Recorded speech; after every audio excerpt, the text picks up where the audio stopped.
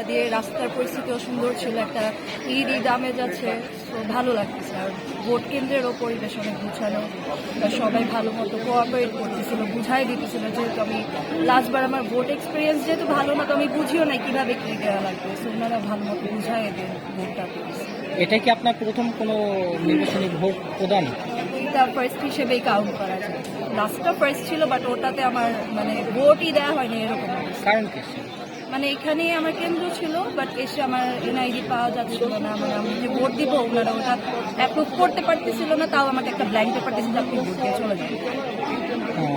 যাই হোক, মানে আপনি তো নারী, ভোট দিলেন সার্বিকভাবে, পরবর্তী সরকারের কাছে আপনি নারী হিসেবে নারীর ক্ষমতায়ন বলেন বা নারীর অধিকার বলেন, মানে সামগ্রিক অর্থে কি প্রত্যাশা করছেন? মানে নারী পুরুষের যে সমতা, ওটা বজায় রাখলে আর কোনো সমস্যা নেই। নারীরা নারীদের লাইফে শান্তিতে থাকুক, ছেলেরা ছেলেদের লাইফে, কেউ কারো লাইফে পার্সোনাল লাইফে ইন্টারফেয়ার না করুক, যে এটা নারী জাত, এটা পুরুষ।